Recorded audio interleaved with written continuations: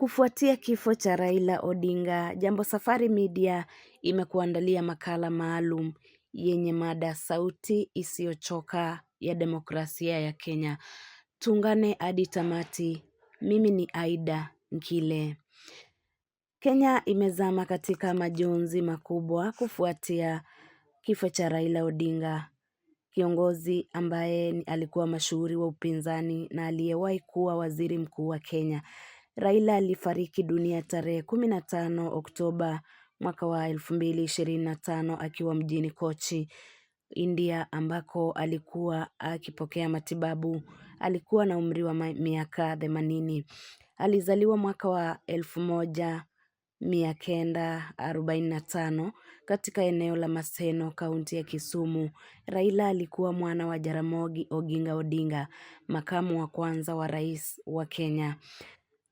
Kutoka kwa baba yake, Raila alirithi roho ya ujasiri na mapambano kwa haki na usawa. Baada ya masomo yake nchini Ujerumani Mashariki, alirejea nyumbani kama mhandisi, lakini si muda mrefu alijitosa katika siasa. Safari yake ya kisiasa haikuwa rahisi. Alikamatwa na kuwekwa kizuizini kwa miaka kadhaa wakati wa utawala wa Rais Daniel Arap Moi, lakini hakuwahi kukata tamaa. Katika miaka ya 1999 alijitokeza kama mmoja wa vinara wa harakati za kurejesha mfumo wa vyama vingi vya siasa nchini Kenya. Mara 5 alijaribu kuwania urais: mwakani wa 1997, mwaka wa 2007, mwaka wa 2013, mwaka wa 2017 na mwaka wa 2022 bila mafanikio yoyote.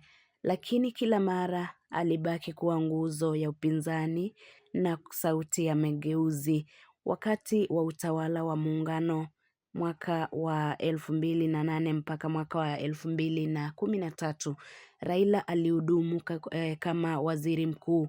Alisaidia kuleta utulivu baada ya ghasia za uchaguzi wa mwaka wa 2007 na kuchangia pakubwa katika kuandikwa kwa katiba ya mwaka wa 2010, mojawapo ya mafanikio makubwa ya taifa. Hata katika miaka yake ya mwisho, Raila aliendelea kuwa sauti ya maridhiano, umoja na haki. Kauli yake maarufu, "Baba while you are away," ilionyesha upendo na heshima kubwa kutoka kwa wafuasi waliomuona kama kiongozi wa watu. Kifo cha Raila Odinga ni mwisho wa enzi ya mapambano, matumaini na udhubutu. Alipambana hadi mwisho kwa ndoto ya Kenya iliyo sawa na yenye haki kwa wote. Urithi wake utaendelea kuishi katika mioyo ya Wakenya na kwenye kurasa za historia ya taifa. Jambo Safari Media, Aida Nkile.